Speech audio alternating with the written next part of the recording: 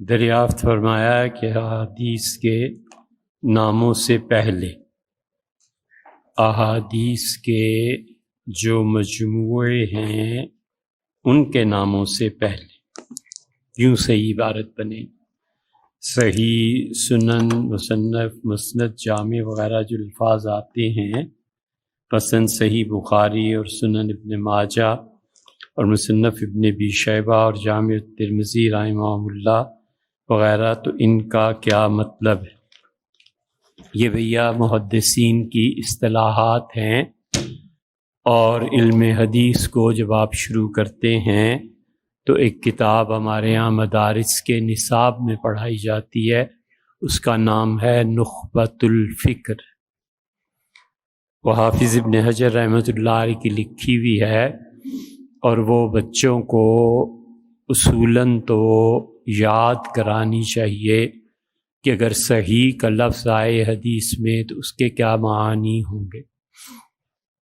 جیسے آپ کہتے ہیں کہ بایوگرافی، جیسے آپ کہتے ہیں کہ انسائکلوپیڈیا، جیسے آپ کہتے ہیں کہ تھیسس، جیسے آپ کہتے ہیں کہ آرٹیکل، کلپ، یہ ساری ٹرمز ہیں اور پڑھے لکھے بچے جانتے ہیں کہ ان میں کیا ڈفرینس ہوتا ہے.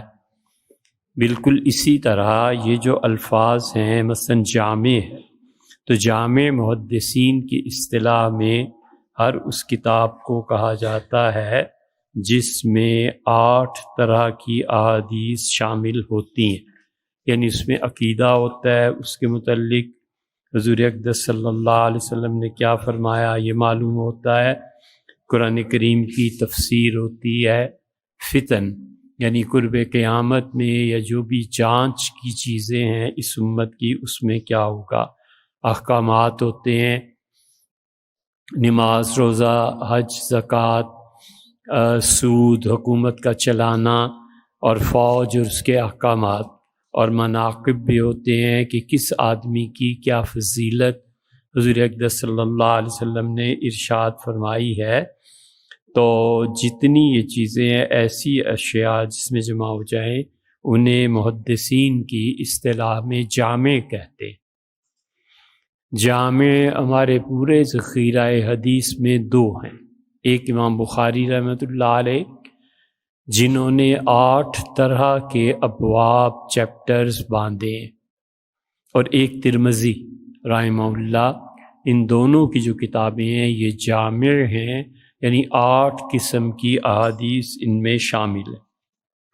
صحیح کا مطلب یہ ہوتا ہے کہ وہ کتاب جس میں 99% احادیث بالکل ٹھیک، 2-4 احادیث کہیں آ گئی تو آ گئیں، اس پہ بھی بحث ہوئی ہے. مثلا مسلم ہے، اسے صحیح مسلم اسی لیے کہا جاتا ہے کہ وہ بالکل پرفیکٹ کتاب ہے، لیکن اس کی 1-2 احادیث ایسی ہیں یا 4 روایات ایسی ہیں جن پہ محدثین نے کلام کیا ہے.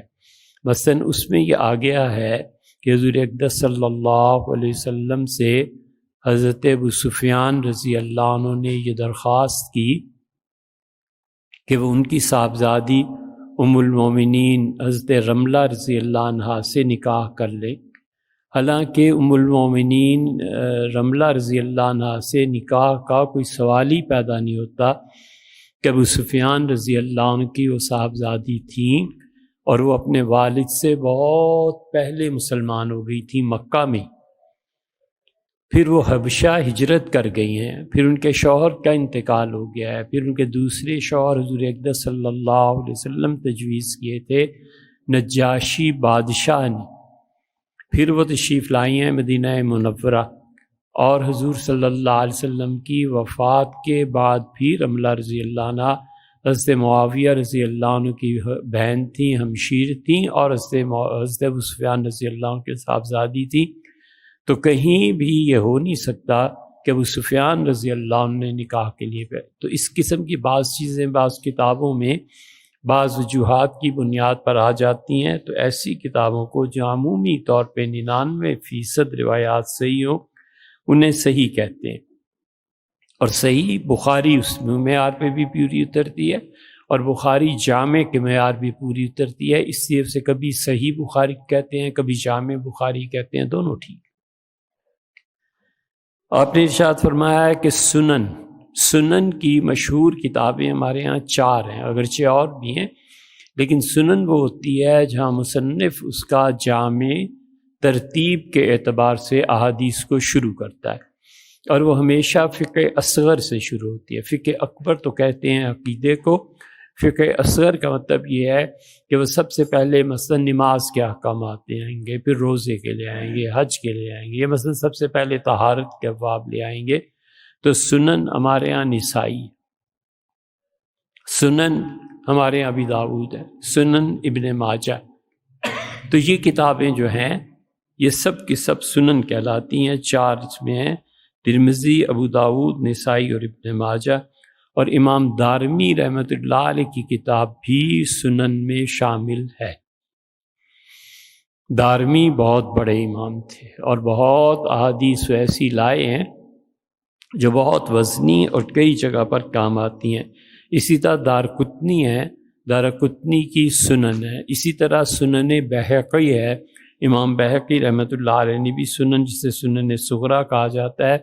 سنن سعید ابن منصور کی بھی ہے، جس میں حضور اقدس صلی اللہ علیہ وسلم کے اذان دینے یا نہ دینے کا جو ہے اس میں روایت کو دلیل کے طور پہ پیش کیا جاتا ہے۔ اور یہ جو ہے سنن کبریٰ امام بہقی رحمۃ اللہ علیہ کی بہت بڑی کتاب ہے، بہت اچھی کتاب ہے، لیکن اس پہ نقی نے حاشیہ جو لکھا ہے احناف سے ترکمانستان کے تھے، اسے بھی پڑھنا چاہیے، اور اس حاشیے پہ بھی جو حاشیہ بھی پڑھنا چاہیے۔ قاسم بن قتل بغا رحمۃ اللہ علیہ نے ان چیزوں پہ کام کیا ہے۔ قاسم بن قتل بغا رحمۃ اللہ علیہ کا نام آیا ہی ہے تو ہمیں اپنی کمزوری بھی یاد رکھنی چاہیے۔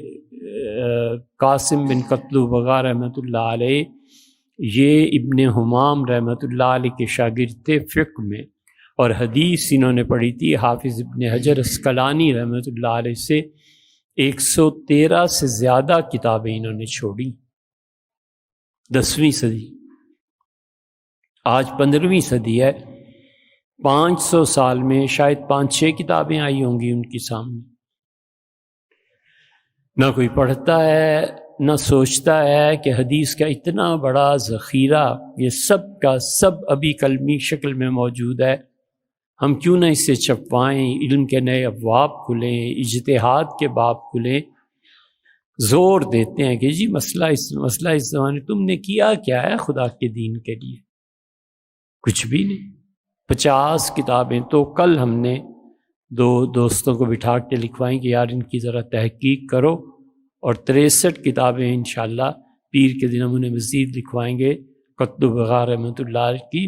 کم سے کم ایک جگہ جمع تو ہونا، ان میں کچھ ناقص ہیں، کچھ ادھوری ہیں۔ کون سا فیلڈ ہے جس میں قاسم بن قتل بغا رحمۃ اللہ علیہ نے کام نہیں کیا؟ تفسیر میں لکھا ہے، حدیث میں تو بے شمار چیزیں انہوں نے حضور اقدس صلی اللہ علیہ وسلم کی محبت میں لکھی ہیں، فقہ میں لکھا ہے، عربی ادب پہ لکھا ہے۔ اب ہمارے بچوں کو بھی نہیں معلوم کہ یہ قاسم رحمۃ اللہ علیہ کتنی بڑی شخصیت تھے، لیکن انہوں نے بہت کام اس پہ کیا ہے۔ سنن کبریٰ جو ہے بہقی کی، اس پہ کام کیا۔ ہدایہ کی احادیث کی تخریج پر جو اعتراضات کیے گئے ہیں اس پہ کام کیا ہے۔ زیلعی رحمۃ اللہ علیہ نے زیلعی نے حاشیہ لکھا ہدایہ کا، اس پہ جو تنقید ہوئی ہے اس پہ بھی کام کیا۔ امام ابو حنیفہ رحمۃ اللہ جو قلت حدیث کا الزام لگایا جاتا ہے اس پہ بھی کام کیا۔ خیر اس کو کتنا اور کوئی بیان کرے گا۔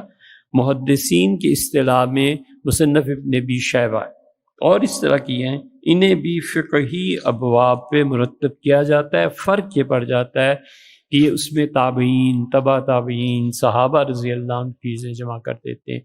مصنف ابن ابی شیبہ رحمۃ اللہ علیہ میں انہوں نے امام ابو حنیفہ رحمۃ اللہ علیہ کے خلاف 25 احادیث سے زیادہ جمع کی ہیں کہ یہاں ابو حنیفہ رحمۃ اللہ علیہ نے مخالفت کی ہے۔